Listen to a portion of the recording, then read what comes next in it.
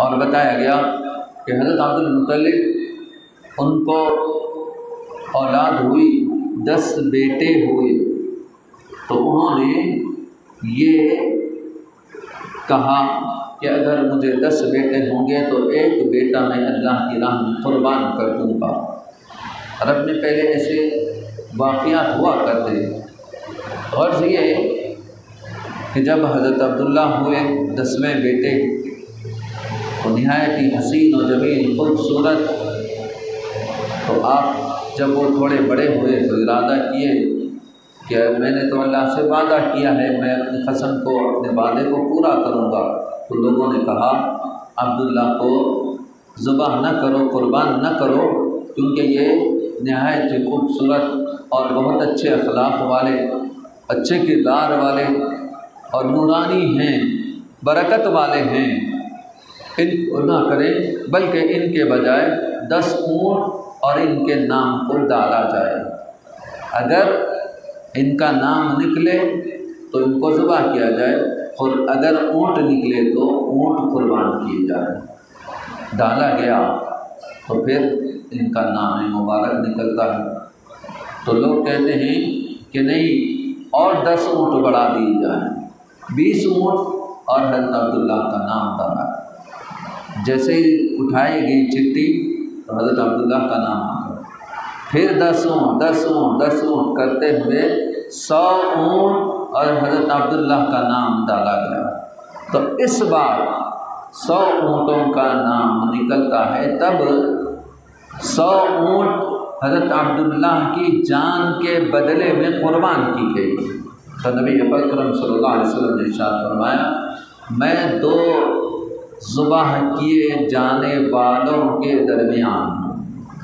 ایک ذبح کیے جانے والے حضرت اسماعیل، ان کو ذبح کیا جا رہا تھا، چھری نہیں چل رہی تھی، بظاہر تو وہ چھری نہیں چل رہی تھی، لیکن اصل یہ تھا کہ اس کے اوپر چھری کیسے چلتی، جبکہ حضرت اسماعیل علیہ السلام کے اندر وہ نور مبارک صلی اللہ علیہ وسلم تھا، کیسے وہ چھری چل سکتی تھی؟ وہ نور مبارک کا فیضان تھا کہ اسماعیل علیہ السلام کے اوپر وہ چھری ہرگز نہیں چلی۔ وہ ایک ذبح تھا۔ تو دوسرا ذبح یہ تھا کہ حضرت عبداللہ ان کو ذبح کرنے کے لیے نام ڈالا گیا، 100 اونٹ آپ کے خاطر قربان کیے گئے، تو نبی گویا وہ نبی پاک صلی اللہ علیہ وسلم کے خاطر تھا۔ اگر آپ ذبح کر دیے جاتے تو نبی پاک صلی اللہ علیہ وسلم کی تشریف آوری کیسے ہوتی؟ غرض یہ کہ بتایا گیا کہ حضرت عبداللہ اپنے والد محترم کے ساتھ ایک سفر میں جاتے ہیں، تو وہاں پر ایک توریت کی بہت بڑی علم رکھنے والی عورت دیکھتی ہے۔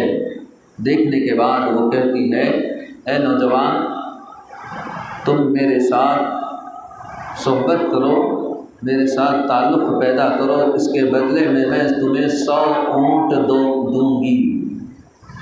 اور حضرت عبداللہ کہتے ہیں کہ دیکھو میں ناجائز کام ہرگز نہیں کر سکتا،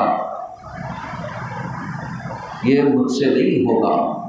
آپ وہاں سے واپس چلے جاتے ہیں۔ جانے کے بعد حضرت عبد المطلب، اس سے پہلے کا ایک واقعہ، یہ مشہور واقعہ ہے کہ حضرت عبداللہ کے اس نور مبارک کو یہودی پہچان لیے تھے۔ وہ لوگ جانتے تھے کہ نبی آخر الزمان کے والد کیسے ہوں گے، تو وہ ان کی جان کے پیاسے تھے۔ کئی مرتبہ انہوں نے حملہ کیا، لیکن اللہ تعالیٰ نے ان کی حفاظت فرمائی۔ چنانچہ ایک مرتبہ حضرت عبداللہ شکار کے لیے جنگل میں جاتے ہیں، تو وہاں پر یہ یہودی ہتھیار زہر آلود کر کے ان کے پیچھے چلے جاتے ہیں کہ یہ اکیلے ہیں، ان کو کوئی بچانے والا بھی نہیں، ان کے قبیلے والے کوئی نہیں ہے، یہ بہترین موقع ہے، سب کے سب جمع ہو کر بہت سارے یہودی جنگل میں گھیرا کر لیتے ہیں۔ یہاں پر اللہ تبارک و تعالیٰ سواروں کو بھیجتا ہے، اور وہ سوار آتے ہیں اور ان یہودیوں کو مار کر وہاں سے بھگا دیتے ہیں، اور حفاظت کے ساتھ حضرت عبداللہ کو قبیلے تک پہنچا دیتے ہیں۔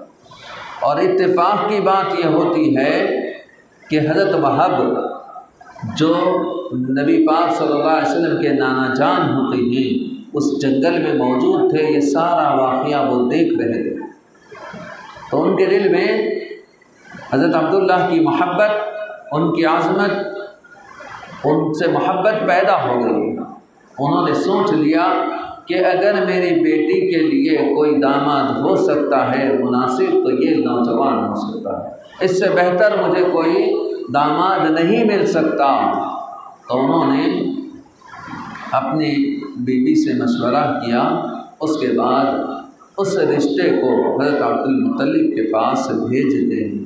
حضرت عبد المطلب جیسے ہی اس رشتے کو سنتے ہیں تو فوراً خوش ہو جاتے ہیں، کیونکہ جیسا وہ چاہتے تھے حضرت عبد المطلب اپنی بہو جیسی چاہتے تھے وہ اس تمام خوبیاں بی آمنہ میں ان کو ملتی ہیں، تو فوراً آپ خوشی خوشی راضی ہوتے ہیں، آپ کا نکاح کیا جاتا ہے۔ چنانچہ نکاح کے 3 دن حضرت عبداللہ رہتے ہیں اور اس کے بعد پھر آپ روانہ ہوتے ہیں، تو اس مقام پر جاتے ہیں جہاں اس عورت نے کہا تھا کہ میرے ساتھ رشتہ کر لو، تو انہوں نے کہا کہ اب میں تم سے نکاح کرنا چاہتا ہوں، اب تمہارا کیا ارادہ ہے؟ تو وہ عورت کہتی ہے اب مجھے اس کی کوئی خواہش نہیں ہے۔ تو آپ کہتے ہیں کیا بات ہے؟ تو کہتے ہیں کہ اس وقت جب تم آئے تھے تو تمہارے چہرے میں وہ روشنی، وہ نور موجود تھا، کیا تم نکاح کر کے آئے ہو؟ انہوں نے کہا ہاں میں نکاح کیا ہوں۔ اور عرب میں ایک طریقہ تھا نکاح ہونے کے بعد 3 دن تک اپنی بیوی کے ساتھ لوگ رہا کرتے تھے، ہاں میں 3 دن گزار کر آیا۔ تو انہوں نے کہا کہ وہ نور مبارک اب چلا گیا ہے، میں چاہتی تھی کہ وہ نور مبارک میرے پاس منتقل ہو جائے تو میں وہ نبی آخر زماں کی ماں بن جاؤں، اس لیے میں نے اس کو یہ کہا تھا، ورنہ میں کوئی بدکار عورت نہیں ہوں۔ وہ جواب دے، غرض یہ کہ نبی پاک صلی اللہ علیہ وسلم کا نور مبارک حضرت عبداللہ رضی اللہ تعالیٰ عنہ کے پاس تھا، تو ان کی یہ حالت تھی جہاں بیٹھتے وہ جگہ جو خشک تھی، سوکھا تھا، وہ جگہ ہری ہو جاتی، جو درخت کے پاس آپ بیٹھتے وہ درخت سوکھا درخت ہرا ہو جاتا، اور لوگوں میں مشہور ہو چکا تھا یہ برکت والے نوجوان، ان کے ذریعے دعائیں کی جاتی۔ اور نبی پاک صلی اللہ علیہ وسلم کے اس دنیا میں تشریف لانے سے 50 دن پہلے کا واقعہ ہے۔ کون سا واقعہ؟ وہ سورۃ الفیل میں جو موجود ہے، ابرہہ نامی جو بادشاہ آتا ہے کعبے کو ڈھانے کے خاطر، جیسا کہ بتایا گیا کہ وہ ایک عیسائی بادشاہ تھا، اس نے دیکھا کہ لوگ کعبے سے محبت کرتے ہیں، کعبے کا طواف کرتے ہیں، ہمیشہ کعبے کے پاس جاتے رہتے ہیں، ان کے پاس علم نہیں ہے، کچھ نہیں ہے، لیکن کعبے کی محبت بڑی ہے۔ تو اس نے دیکھا کہ یہ کعبے سے ان کو ہٹائیں کیسے، تو اس نے ایک گرجا گھر بہت ہی خوبصورت بنایا۔ بنانے کے بعد لوگوں سے کہا کہ تم وہ کعبے کے پاس کیا جاتے ہو، وہاں پر تو ایک کمرے کی طرح پرانا بوسیدہ مکان ہے، میں تو عالی شان محل بنایا ہوں، اس کے اندر آؤ، وہاں عبادت کرو، وہاں کعبے کی طرح طواف کرو۔ تو کوئی آنے کے لیے تیار نہیں تھا، یہ اللہ کی طرف سے محبت ڈالی گئی تھی کہ اللہ نے میرا گھر کہا، تبھی جا کر لوگوں کے دلوں میں اس کی عظمت، اس کی محبت پیدا ہوئی۔ کسی کے گھر بنانے سے، عالی شان محل بنانے سے کوئی دیکھنے نہیں جاتا، کعبے کو دیکھنے کی ہر ایک کو خواہش ہوتی ہے، یہ کعبے کی محبت تھی۔ غرض یہ ہوا یوں، بعض روایت میں آتا ہے کہ کسی مسلمان کو جو کعبے کی محبت رکھنے والا تھا، اس نے اس کے اندر غلاظت تو ڈال دیا۔ بعض روایت میں یہ آتا ہے کہ کچھ لوگ مسافر وہاں پر قیام کیے تھے اس سے کچھ دور پر، اور انہوں نے آگ جلائی تو اس کی چنگاری وغیرہ جا کر وہاں گئی اور وہ محل جل گیا۔ اس وجہ سے اسے سخت غصہ آیا، اس نے کہا کہ یہ مکے والوں نے میرے گرجا گھر کے ساتھ ایسا سلوک کیا، میں اب کعبے کو توڑ ڈالوں گا۔ اس نے یہ پکا ارادہ کر کے فوج لے کر نکلا ہاتھیوں کے ساتھ۔ جب وہ مکے میں داخل ہوا تو اس نے مویشیوں کو، جانوروں کو، سب کو اس کے فوجی لے لیے اور لوگوں کو ڈرانے لگے اور کہنے لگے کہ میں کعبے کو گرانے کے لیے آیا ہوں، کوئی مجھ سے لڑنے کی ہمت نہیں کرتا۔ چنانچہ حضرت عبد المطلب کو جب معلوم تھا، کیونکہ وہ کعبے کے متولی تھے، سارے لوگ وہ قبیلے کے سردار تھے، ان کے پاس آ کر کہنے لگے کہ اے ہمارے سردار ایسا ہو رہا ہے، اور انہوں نے کہا کہ ٹھیک ہے میں جا کر بات کرتا ہوں۔ اس ابرہہ کے پاس آپ جیسے ہی تشریف لے گئے، جیسے ہی وہ حضرت عبد المطلب کو دیکھتا ہے، آپ کے روابدار چہرے کو، وہ نورانی چہرے کو، اس کی ہیبت اتنی ہوتی ہے کہ وہ اوپر بیٹھا سو والا ان کو اپنے بازو بٹھا کر نہایت عزت و احترام کے ساتھ کہتا ہے فرمائیے کیا چاہتے ہیں آپ؟ تو انہوں نے کہا کہ دیکھو تمہارے فوجیوں نے ہمارے لوگوں کے مویشیوں کو، میرے اونٹوں کو، ہمارے بکریوں وغیرہ کو ہانک کر لے گئے کہ میں چاہتا ہوں کہ تم اس کو چھوڑ دو، سارے کے سارے مویشیوں۔ اس نے تعجب کیا اور کہا میں تو آپ کو بہت ہی عزت سے، وقار سے دیکھ رہا تھا، لیکن تمہارے سوال کرنے سے میری نظروں میں آپ کی عزت گر گئی۔ میں سمجھا تھا کہ آپ کعبے کے تعلق سے بات کریں گے، آپ نے تو جانوروں کے تعلق سے بات کی۔ تو حضرت عبد المطلب نے جواب دیا دیکھو کعبہ اللہ کا گھر ہے، وہ اس کی حفاظت کر لے گا، مویشی ان کی ذمہ داری میری ہے، اور یہ جانور، یہ لوگ میرے پاس آئے ہیں اس کی حفاظت کی دہائی کی دینے کے لیے، تو میں تم سے یہ کہنے کے لیے آیا ہوں کہ میرے ہمارے مویشیوں کو چھوڑ دو۔ جب اس کو یہ بات کہی گئی تو اس کو بہت غصہ آیا۔ اس نے کہا تمہارا خدا حفاظت کرے گا، کل دیکھنا میں تم کیسے اس کو توڑتا ہوں، کیسے اس کو وہ کرتا ہوں، شہید کرتا ہوں۔ بس یہ کہ بہت غصے میں آئے۔ آنے کے بعد صبح ہوتی ہے تو آپ کو مویشیوں کو وہ چھوڑ دیتا ہے، تو اپنے اپنے مویشی لے لیتے ہیں، اور حضرت عبد المطلب نے کہا کہ سب لوگ اپنے اپنے گھروں سے نکل کر پہاڑوں پر چھپ جاؤ اور اپنے سامان کی حفاظت کر لو۔